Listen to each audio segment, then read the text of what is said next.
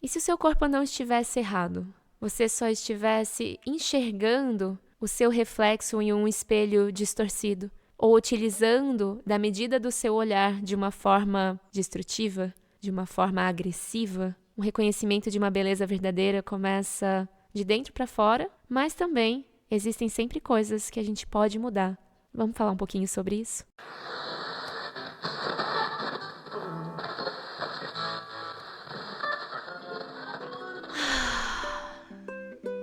Sintonizando com a frequência da facilidade, seja muito bem-vinda ao Pode Ser Mais Fácil.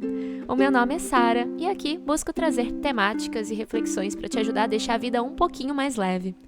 Vamos nessa falar sobre distorção de imagem e autoestima, falando principalmente dessa relação física, das nossas inseguranças físicas.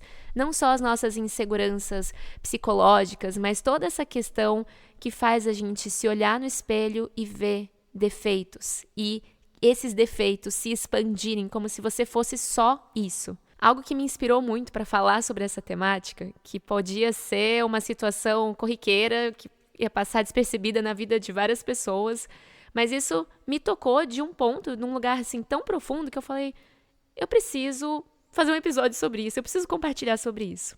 Lembrando que tudo que eu falo aqui é do meu lugar de fala, é da minha própria experiência como uma mulher cisgênero branca e que está dentro de um padrão e que mesmo assim carrega um monte de insegurança em relação à aparência. Mas eu entendo que existe essa pressão social para que as pessoas sejam magras. E isso, para mim, sempre foi uma questão. Eu nunca gostei de ser magra, de ser muito magra. Eu sempre me achei muito magra, achava que eu não tinha coxa, não tinha bunda suficiente, não tinha peito suficiente, e eu queria ter aquele corpão grande de mulherão. Então, desde a minha adolescência, isso foi uma questão e eu emagreço com muita facilidade. E aí vamos entrar para a situação que me inspirou. Então, eu estava na minha aula de tecido acrobático e colocaram um espelho que antes não estava lá, um espelho novo. E eu estava numa semana meio insegura, me sentindo mais magra, não estava me sentindo tão bonita aquela semana. Até que eu passei na frente daquele espelho e me vi muito magra. Eu falei, meu Deus, gente, eu tô parecendo desnutrida, isso tá feio. Eu fiquei olhando, toda vez que eu passava lá, eu ficava, nossa, perdi toda a minha bunda, nossa, eu tô... Tá feio, que horrível que tá isso, meu Deus, como que eu vou fazer pra engordar? Eu preciso fazer melhor, eu preciso me alimentar diferente. E aí eu tentava desencanar. Fui fazer toda a prática, fiz toda a aula. E no final, eu passei de novo na frente desse espelho, mas um pouquinho mais pra trás, e eu vi o meu rosto distorcido. A minha cara tava repuxada pra cima, assim. E eu falei, gente, esse espelho tá distorcendo a minha imagem. Eu não tô desse jeito. E aí eu falei pro prof, eu falei, Fê, esse espelho tá distorcendo minha imagem, isso aí tá errado. Eu ainda zoei, eu vou processar esse lugar. Aí ele falou brincando, processo o espelho, não processo o lugar não. Mas claro, nunca processaria a Casa Ventana, amo. Mas nesse lugar de revolta por aquilo que estava sendo mostrado, ter ativado uma insegurança e ter me feito acreditar nessa imagem a partir também de uma análise e de uma forma em que eu estava medindo o meu valor, a minha potência, a minha aparência, a minha beleza. E assim que eu falei isso, uma mana que também faz aula comigo falou, o quê? Esse espelho tá distorcido? Nossa, eu tava me sentindo tão bonita, eu tava me sentindo tão magra. Então, uma mesma situação, um mesmo reflexo que em uma pessoa gera decepção e frustração quando ela descobre que aquilo não é condizente com a realidade, na outra pessoa gera alívio. Eu me senti aliviada, eu fiquei, nossa, eu não tô tão emagrecida assim, eu tô diferente, eu ainda sou uma pessoa magra, ainda tenho um corpo diferente do que aquela outra pessoa, mas não é como a imagem tá mostrando, e não é como eu tô analisando e vendo.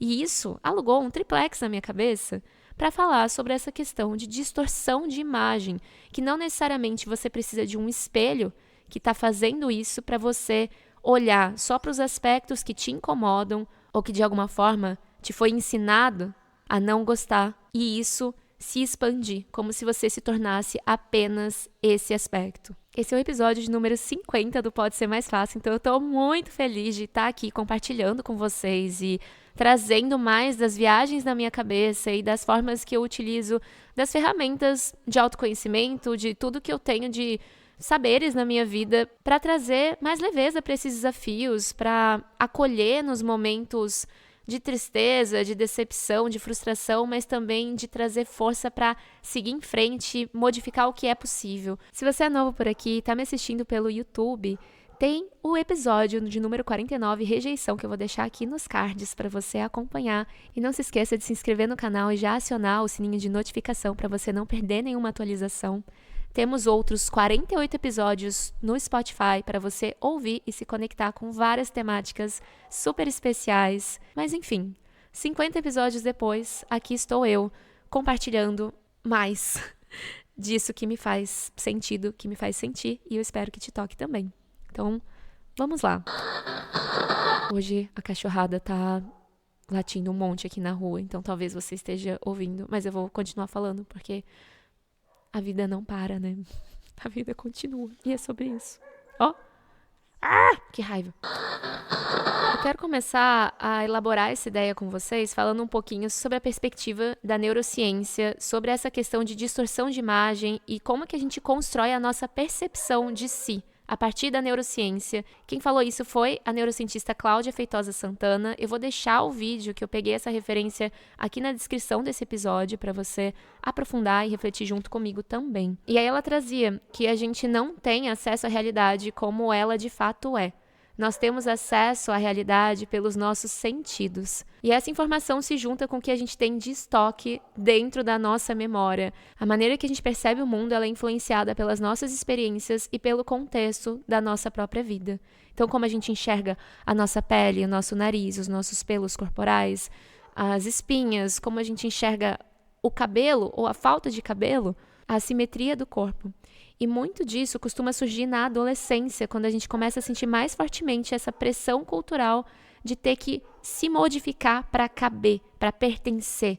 E que pode ser algo muito cruel. A gente pode ter passado por muitas questões de bullying que fez com que hoje na vida adulta você se olhe no espelho e enxergue traços específicos do seu corpo físico como negativos ou como positivos. Eu achei muito interessante isso, né? Que não é apenas o acesso à realidade que a gente tem pelos nossos sentidos, por aquilo que a gente enxerga, sente, ouve, mas é também por aquele estoque de informações que foi se acumulando dentro da gente a partir do contexto da nossa criação, a partir das experiências que a gente teve, a partir desse estímulo e dessa pressão cultural, e que existem situações em que essa distorção de imagem ela acaba virando um transtorno, algo muito mais profundo que precisa realmente de uma busca de tratamento, de uma busca de um especialista. Mas eu acredito que, no geral, todo mundo sofre, em maior ou menor porcentagem, dessa questão de ter que caber num ideal, num padrão de aparência para se sentir bem. Em momentos você pode estar mais vulnerável, você pode estar se sentindo mais para baixo, em outros momentos você pode estar se sentindo melhor consigo mesmo. Mas todo mundo passa por essa questão de se olhar no espelho e não gostar de algum aspecto. Vou trazer aqui algumas viagens que eu sempre gosto de comentar sobre para a gente refletir profundamente nas palavras e na etimologia, no significado e na origem por trás das palavras. Autoestima é a estima dirigida a si mesmo. E estima vem do latim estimare, que significa avaliar, valorizar. Então fica esse questionamento maior. Como estamos nos avaliando? Com que régua estamos nos medindo? E essa pressão estética atinge as mulheres de uma forma ainda mais cruel. Nesse momento contemporâneo da história que a gente tem tanta informação, estímulo, filtro, inteligência artificial e esses fragmentos da realidade que são mostrados nas redes sociais que faz às vezes a gente comparar com a nossa vida e achar que a nossa vida não tem valor e achar que a gente não é boa o suficiente. E até a mulher mais padrão do mundo, a Victoria's Secret, a modelo de não sei onde, ela vai ter algum tipo de insegurança e alguma coisa que ela quer mudar, nem que seja a mancha do joelho esquerdo dela que vai incomodar. E aí a grande questão está, Quais são as batalhas que você realmente quer lutar? Se isso é apenas de um aspecto externo e de um julgamento que te foi ensinado a odiar, ou se você quer uma busca por mais saúde, ou se você quer se modificar e acredita que pode ficar ainda mais bonita, ainda mais potente, a vaidade, ela não é algo ruim. Quando ela chega num extremo de insatisfação, aí não tem o que fazer. Você pode realizar a harmonização facial, você pode fazer cirurgia plástica, você pode comprar as roupas do momento e ainda vai se sentir insuficiente. Mas você se cuidar e querer se olhar no espelho e gostar da imagem e fazer alterações de forma que você se sinta bem com você mesmo, isso não é ruim, isso não é pecado, isso é algo que vai ativar a sua potência de fora para dentro. Existem mudanças que a gente precisa fazer sim de dentro para fora, de se acolher, de trazer afirmações positivas, de reconhecer o seu valor, não apenas pela sua imagem, mas pelas suas habilidades, pela sua inteligência, por tudo que você pode oferecer. Mas também existem momentos em que você está se sentindo um bagaço, e se você colocar aquela roupa de gostosa, aquela roupa que você olha no espelho e fala, nossa, eu gosto quando eu me visto com essa roupa, eu me sinto bem, eu me sinto potente. Às vezes você só precisa disso, botar a sua roupa de gostosa, fazer um delineado no olho, sair para um lugar que você se sente bem, para você retomar essa potência, para você voltar essa estima para si, estimar a si como algo valioso, como alguém que tem essa preciosidade interna que é integrada com tudo o que se é. Uma outra história bem pessoal relacionada a isso, e eu posso fazer um episódio só falando sobre acne, se você gostar, se você quiser saber um pouquinho mais sobre a minha trajetória em relação à minha pele, comenta aqui embaixo que eu vou adorar elaborar um episódio para falar mais sobre isso, mas brevemente, eu sempre tive problema com acne. Eu acho que além do fato de eu ser magra e de eu não gostar de ser magra, a acne sempre foi a minha maior insegurança física. E eu comecei a ter acne com 11 anos de idade. Já tinha feito de tudo para melhorar, para mudar, já tinha aceitado, já tinha entrado nesse lugar de, tá, é a vida, é isso mesmo.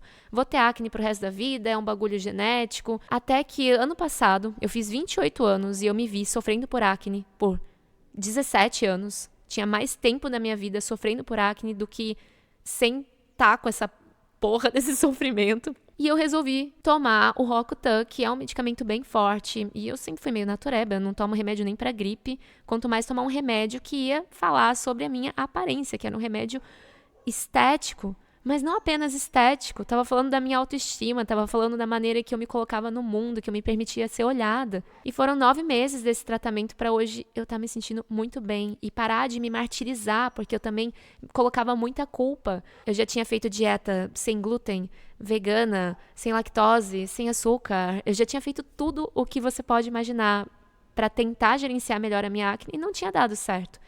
E aí, quando vinha a acne de novo, eu me martirizava e me culpava. Até que eu resolvi fazer esse tratamento. Hoje eu me sinto muito melhor. Eu não sei se a acne vai voltar ou não vai, mas eu quis fazer essa mudança em relação à minha estética para eu me sentir melhor comigo mesma. Essa diferença entre aceitar e se conformar. Eu aceitei aquela situação, mas eu não me conformei com aquilo. Eu precisava de alguma mudança, porque essa era uma batalha que eu não queria carregar. Ter o meu rosto inflamado, ser vista desse jeito sempre e me olhar no espelho e ver como se fosse uma grande espinha. E ao mesmo tempo existe essa diferença também entre querer mudar e se rejeitar completamente. A busca pela mudança tem que ser por um ideal de mais saúde e de fazer o que for possível. Talvez a minha pele volte a se inflamar e aí eu vou ver o que é possível de ser feito, mas eu não vou me rejeitar por conta disso. Eu vou utilizar de todas as ferramentas, de todas as possibilidades para alterar o que for possível, mas me acolher no processo. Então, lembra, essa diferença entre aceitar e se conformar de, é isso mesmo, eu sou desse jeito, isso não vai mudar. Ou eu aceito que eu tô desse jeito, eu acredito que eu posso melhorar. Isso vai me fazer me sentir melhor comigo mesma, mais feliz, mais saudável. Ou eu quero muito mudar isso e eu acabo rejeitando tudo o que sou. É uma limiar muito sutil, mas cabe a você ter consciência do tanto de pressão que você está se colocando e de onde que vem essa régua que você está se medindo. Se é algo para o seu bem-estar, se é algo para a sua saúde, se esse ideal que você quer alcançar é mesmo saudável. que olhando para uma pessoa que tem um transtorno de distorção de imagem, como uma pessoa com anorexia, o ideal dela é um ideal desnutrido, é um ideal sem saúde. Mas na cabeça dela, esse é o padrão que ela quer alcançar. Então, para refletir o quanto que você está buscando um ideal para estar melhor com você mesma, ou para agradar mais o outro, ou para se encaixar mais num padrão que é totalmente inalcançável. E como que pode ser mais fácil? Terapia, gente. Terapia, porque ajuda a gente a refletir sobre esses aspectos internos com uma perspectiva mais ampla das situações e também a se acolher nesse processo. Mas não apenas isso. Eu vou trazer algumas reflexões que eu acho que podem te ajudar, se você sentir de escrever, de colocar no papel, de colocar para fora. Em que parte do meu corpo eu sinto insegurança hoje? Essa insegurança, ela é minha mesmo? Ou eu apenas aprendi a senti-la? Ou me foi imposta a odiá-la? Essa é uma batalha que eu quero lutar? Faz sentido eu mudar? O que me ajuda a me sentir mais confortável comigo mesmo?